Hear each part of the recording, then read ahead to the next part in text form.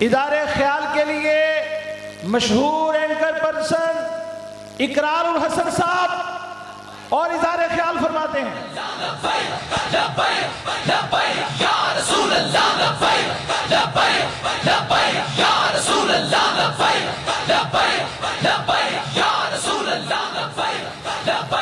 بسم اللہ الرحمن الرحیم. السلام علیکم. میں کوئی خطیب نہیں ہوں ظاہر ہے، تو شاید لفظ ٹھیک طرح سے ادا نہ کر پاؤں، لیکن آپ لوگوں کو دیکھ کر جو خوشی مجھے ہو رہی ہے، جو اطمینان مجھے ہو رہا ہے ماشاءاللہ. نہ تو یہاں کوئی بریانی کی پلیٹ آپ کو لے کے آئی ہے، نہ کوئی قیمے والا نان کھینچ کے لے کے آیا آپ کو، نہ آپ میں سے کسی نے کوئی چیئرمین کا کونسلر کا الیکشن لڑنا ہے کہ ٹکٹ چاہیے اس کے لیے گاڑیاں بھر بھر کے لے کے آئے ہیں. جو عشق اور جو محبت آپ کو یہاں کھینچ کر لے کر آئی ہے، جس وارفتگی سے، جس محبت سے، جس پیار سے آپ یہاں ساری گفتگو سن رہے ہیں، ایک شخص کو بھی میں نے مجمع میں ایک دوسرے سے بات کرتے ہوئے اب تک نہیں دیکھا.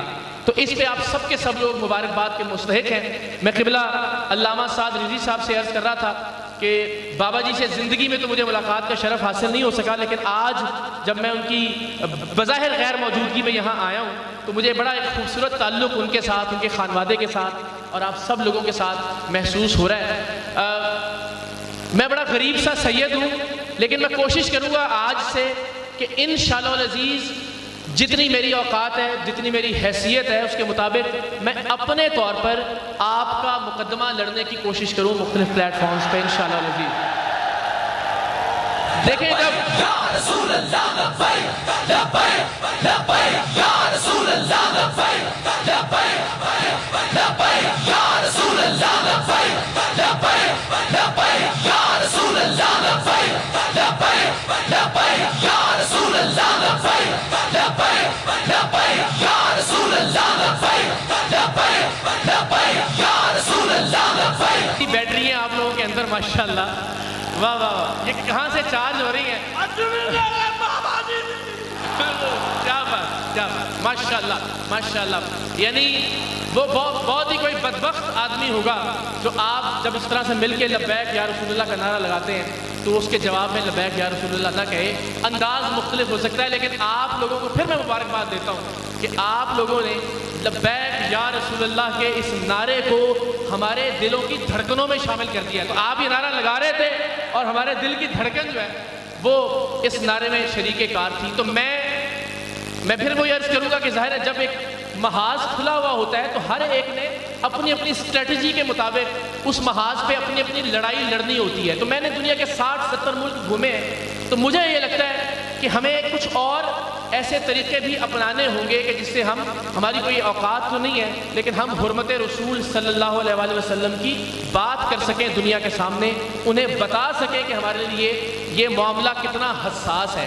تو انشاءاللہ العزیز اس معاملے پر میں ایک طرح سے آپ سب کے سفیر کا کردار ادا کرنے کی کوشش کروں گا. میں نے قبلہ سے یہ درخواست بھی کی کہ میں حاضر ہوں اس لیے اس مقصد کے لیے، اور میں دیکھ رہا تھا ماشاءاللہ کہ جس طرح سے لوگ آ رہے ہیں اور قبلہ عزیز صاحب کے ہاتھ چوم رہے ہیں، ان سے محبت کا اظہار کر رہے ہیں. تو میں سوچ رہا تھا کہ جو عزت یہاں تمام تر لوگوں کو میسر ہے، جو ہاتھ چومے جا رہے ہیں، جو پیار کیا جا رہا ہے، جو عقیدت نچھاور کی جا رہی ہے، وہ صرف اس وجہ سے کہ یہ لوگ آقا کی عزت کی بات کرتے ہیں. تو ان کی اپنی عزت کا کیا عالم ہوگا. تو اللہ تعالیٰ کی زندہ باد. تو بالکل وہ یہ بڑی اچھی شامی نے نشاندہی کی. ہم نے ہمیشہ بڑے جعلی پیر پکڑے ہیں، آپ سب جانتے ہیں، ہم نے کبھی ہاتھ ہلکا نہیں رکھا. تو ادھر آستانوں پہ ہمیشہ یہ ہوتا ہے کہ پیر پیسے لے رہے ہوں نے ہمیشہ. ایتھے میں واحد شخصیت دیکھی ہے جڑے ہتھوں پیسے دے رہے ہیں. ٹھیک ہے.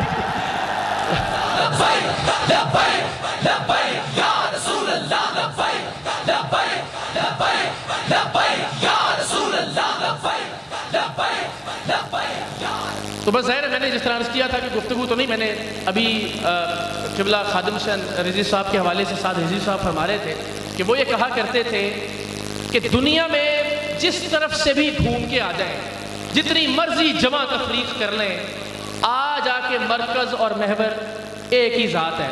تو وہ اس سے مجھے نعت کے 2 شعر یاد آ گئے تھے، تو میں نے یہ تہیہ کیا تھا کہ میں گفتگو تو شاید نہ کر سکوں، لیکن نعت کے 2 شعر پڑھوں گا، تو اب چونکہ نیت کر لی ہے تو وہ 2 شعر میں ذرا آج کے دن کی مناسبت سے عرض کر دیتا ہوں. اور مجھے امید ہے ذرا مختلف انداز ہے نعت کا، لیکن آپ جتنی محبت سے جتنے پیار سے سن رہے ہیں مجھے اندازہ ہے کہ آپ انشاءاللہ العزیز اس کا لطف لیں گے. تو بالکل ایک الگ طرح کی نعت ہے، ذرا ذہنوں کو تیار کر کے سنیے گا. 2 شعر اور اس کے بعد میں اجازت چاہوں گا مظفر وارثی صاحب.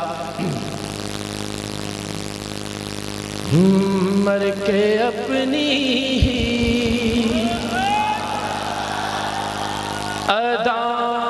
اداؤں پہ امر ہو جاؤں، مر کے اپنی ہی اداؤں پہ امر ہو